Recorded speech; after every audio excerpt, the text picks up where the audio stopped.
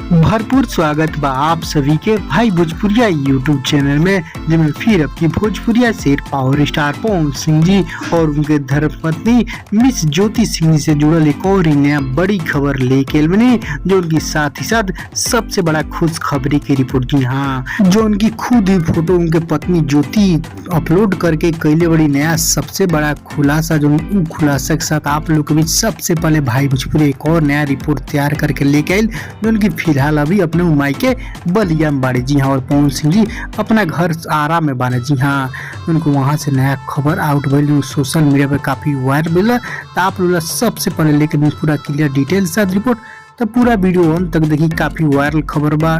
उससे पहले एक और रिक्वेस्ट करें आप सभी के, यदि आप भाई भोजपुरिया यूट्यूब चैनल पर नया बानी जुड़े में जरूर सब्सक्राइब करके घंटी ऑन कर दें, ताकि यही तरह के सभी लेटेस्ट न्यूज सबसे पहले पाए, कोई न्यूज मिस ना हो। जी हाँ, तो कहल जा पवन सिंह के फैंस लोग पवन सिंह के कोई भी लेटेस्ट न्यूज चैनल चाहे जो उनके पत्नी खुद आज दोपहर के शेयर कैली, जो अपन इंस्टा आईडी जो उनकी सबसे ज्यादा फॉलोअर पहले बड़ी, उनकी भोजपुर में अभी तक इतना स्टार के पत्नी जितना बड़े लोग सभी लोग के कोई भी इतना फॉलोअर वाला आईडी नहीं के किसी पत्नी के। जीवन में पवन सिंह पत्नी काफी एक्टिव रही इतना सोशल मीडिया पे, वही पाके वो नया अपलोड कर वहाँ पे फोटो।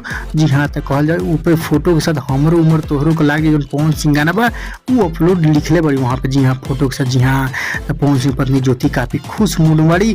जी हाँ, तो कहल जाए खुश खबरी तो आयल बा, लेकिन पवन सिंह के पुत्र बेटा ना बेटी ना। जी हाँ, पवन सिंह पत्नी के कोई रिलेटिव के पुत्र भइले। जी हाँ, उनकी कोई सस्पेंस में काफी वायरल भइल। आप लोग अभी नया जरूरी खबर लेके नहीं, आप लोग न जानी कि पवन सिंह के सच में लड़का भइले लड़के। जी हाँ, पवन सिंह घर अभी कोई बेटा बेटी नहीं के भइल। पवन सिंह ससुराल की खबर, तो आप लोग नया रिपोर्ट जनी तो खबर शेयर कर दी, लेकिन नया सच खबर सभी लोग जान चलो।